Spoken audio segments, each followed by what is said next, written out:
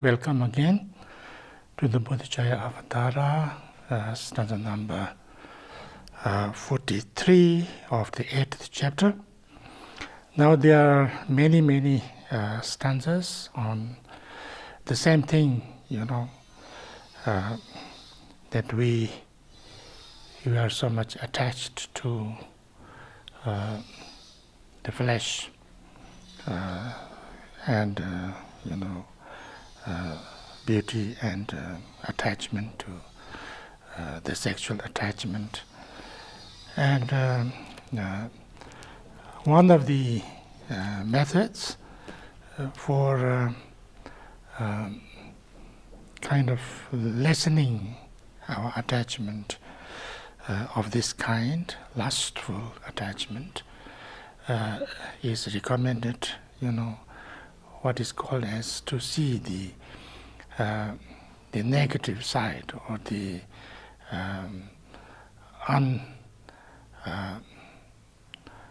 uncleanliness of it, what we call midupa, ugliness, or the undesirability of the object of that lust. Maybe it works for some people. For lots of people, I'm told it doesn't really work. But anyway, it doesn't matter. There are many stanzas, so I wouldn't go too slowly on this, because I think this is something that nothing not to understand actually intellectually. So I will more or less go through it by reading, because I have explained enough about all these things. But one thing is very important, that the beauty is also something that we create in ourselves, in our mind. There's a kind of a joke that they said that when we fall in love with another person, whether it's a male or female, the joke is that we always fall in love either in the moonlight or candlelight. And why it's like that? Because we cannot see properly, we cannot see too clearly. So therefore, we can only see what we want to see, imagine. So then we make it very beautiful and very very much better than how actually it is. So this is in a way, like that. The beauty is also made in our mind, and therefore we lust for it. And many times what you see very desirable, if you look a little bit deeply, there's nothing like that on the object of it, but it's what we created like that. So stanza number 43, there's many like this, so I will go through it more quickly. What pains you when to just to lift her face? What pains you went to just to lift her face that modestly looked down, which looked upon or not before, was always with a veil concealed. This is Indian style. When you get married, before you get married, you can never see the face of your wife. Only after you get married, then you can lift the veil and see the face. That face for which you languished so, well, here it is now nakedly exposed. Now he's talking about the dead body. The vultures have uncovered it for you to see. What is this? You run away so soon, because when you see a dead body, you don't want to look at it. You are afraid of it, you want to run away from it. That once you jealously protected, shielded from the eyes of other men, why miser that you are, don't you protect it? Now that is the food of graveyard birds. People are very jealous sometimes, and they, if somebody looks at their husband or their wife, or their girlfriend or boyfriend, they get so jealous. So now this is talking about that. Look, this mass of human flesh is now the fare of carrion beasts, and you would deck with garlands, sandalwood, and jewels the food and provender of others. Look again, this heap of bones, inert and dead. Why, what are you so scared of? Why did you not fear it when it walked around, just like a risen corpse propelled by some strange influence? You loved it once when clothed and draped it was, well, now it's naked. Why do you not want it? Ah, you say, your need is no more there. But why did you embrace it, all bedecked and covered? From food a single source come equally the body's filth and nectar of the mouth. So why are you delighted by saliva and yet repelled by excrement? Taking no delight in pillows made of cotton soft touch, you claim the human form emits so no stench, befooled by lust, its filth you do not recognize. Lustful one, befuddled by desire, because you cannot copulate with it, you angrily find fault with cotton, soft though it may be to touch. And if you have no love for filth, how can you cuddle on your lap a cage of bones tied fast with sinews, plastered over with the mud of flesh? In fact, you are full of filth yourself. You wallow in it constantly. It is indeed just filth that you desire, and therefore long for other sects of it. So this is not only talking about other people's bodies, but also your own. When you are too much attached to your own body, then you also a little bit look and see, your body is also a source of lots of filth, lots of dirt, lots of, unclean and, undesirable things. So therefore, and it is only for a short time that you have. So there is no need or no use to be too much attached either to your own body or to somebody's body as well. But it's the skin and flesh I love to touch and look upon.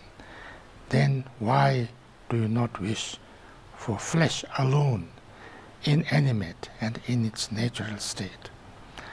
The mind that you are perhaps desire, you cannot hold or look upon. If you say that, no, because what I love is not just the flesh and the body, but the mind. The mind that you perhaps desire, you cannot hold or look upon. You cannot see the mind. Whatever you can hold or see is not the mind. Why copulate with something it's not? To fail to grasp the unclean nature of another's flesh is not perhaps so strange, but not to see the filthy nature of oneself is very strange indeed. It's saying that if you don't see the uncleanliness and kind of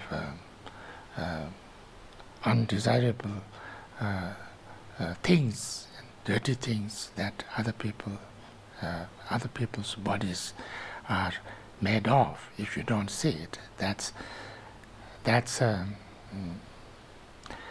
possible. But not to see your own body like that is something strange. Why does the mind intend on filthiness, neglect the fresh young lotus blossom, opened in the sunlight of a cloudless sky, to take joy rather in the sake of dirt?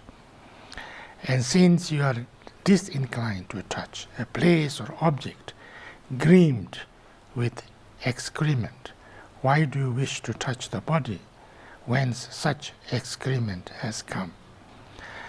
And if you have no craving for impurity, why will you now embrace and kiss what comes from such an unclean place, engendered likewise from an unclean seed? The tiny fetid worms that come from filth, you have no love of them, and yet you are lusting for a human form, from filth arisen and replete with it. Toward your own impurity, disgust you do not feel, and yearning and a thirst for filth, you long for other sects of it. Pleasant substances like camphor, rice, fresh green herbs, put them in your mouth and spit them out. The earth itself is fouled thereby. Saying that if you are not convinced, then you do that.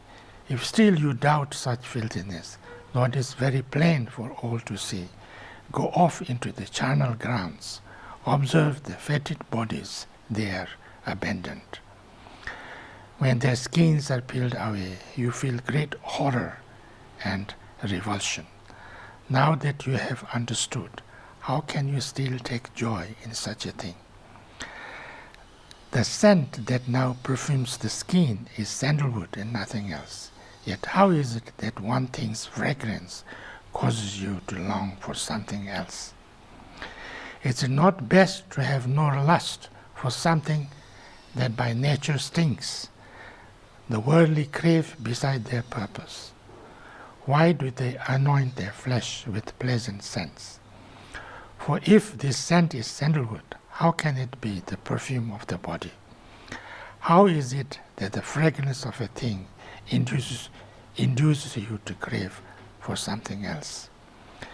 With lanky hair, with long nails overgrown, with dirty teeth, all reeking with the stink of slime, this body naked as it is, untended, is indeed a horror to behold.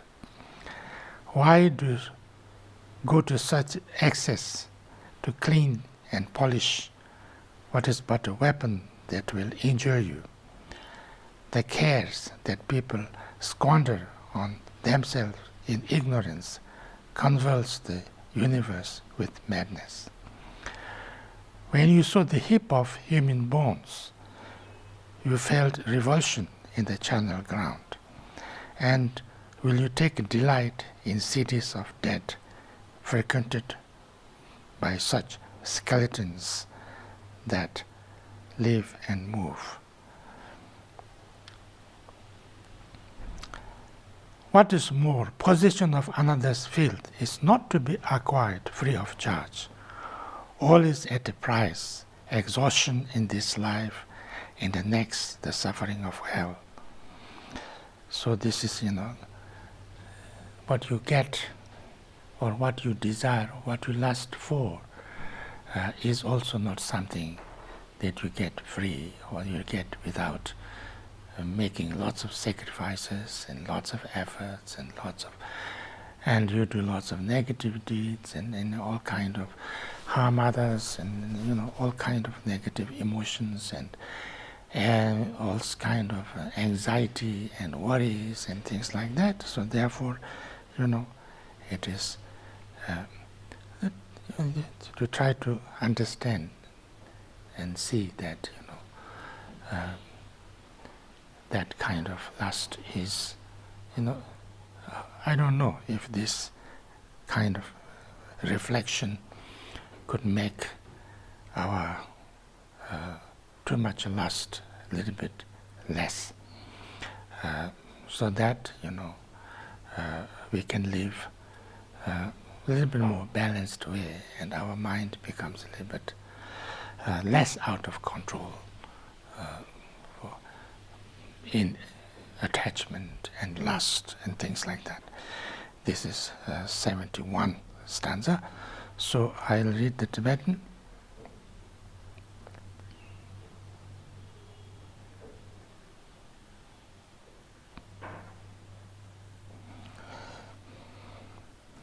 강의 동본 배대대 장중고 지고도대 너는 통화 만통요 그지도는 요버지 최뉴 몸비 동대나 다다 무슨 절바긴 사귀 지살 신동네 다다 지시는 제버시 얘는 미게 따나요 공시 용수 손절바 제세 때는 디사나 세나 진주 지무송 샤유 본본은 통네 사귀 동예 사시나 연지세라 메도跟天马真的研究去，如果你等同你呢，门个用呢去找呢，容容个能干也就学不进来进门去，光了有种的叫把电马用呢进门的，在那个把面了呢，又把人呢就生气，现在基本你呢，兄弟看去吃着呢，店里兄了没个些，看起来就是个。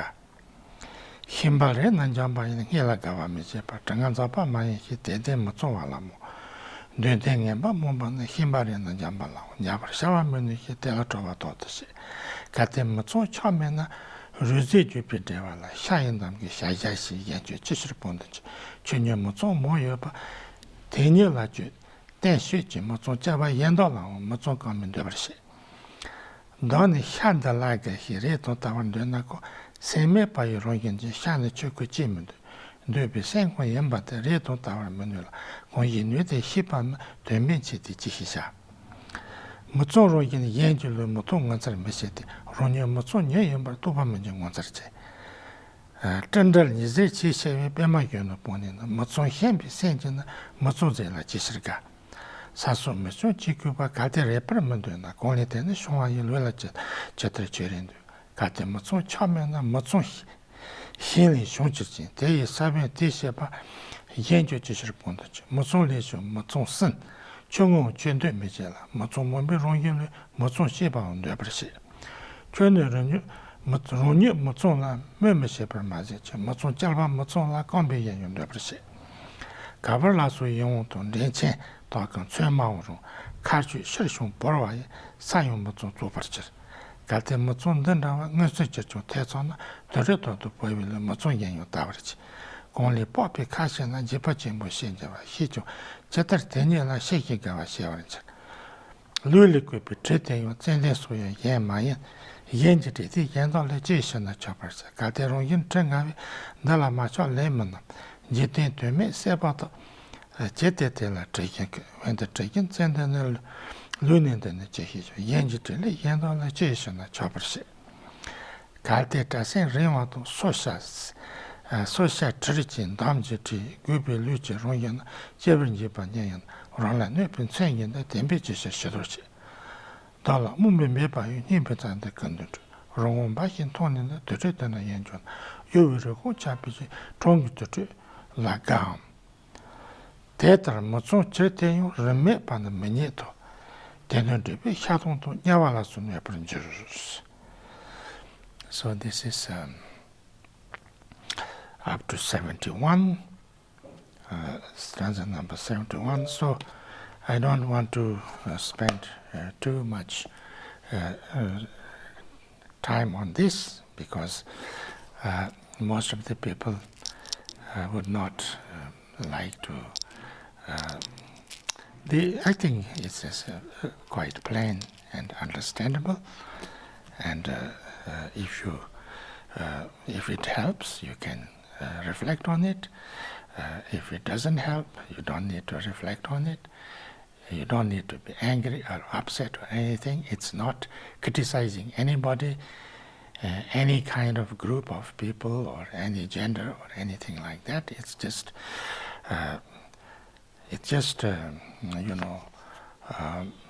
explaining try to see the facts and why it is most of our it's the same thing, what we desire so much, what we are so much attached to is also created by our mind,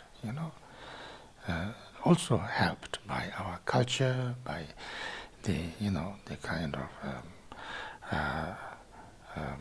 outlook by the most of the people and things like that. And the same way, what we hate and what dislike most is also very much created by our, attitude and by our culture and by the way we look at it and things like that. So this is something I think we need to understand and reflect on. So I stop here. Thank you very much.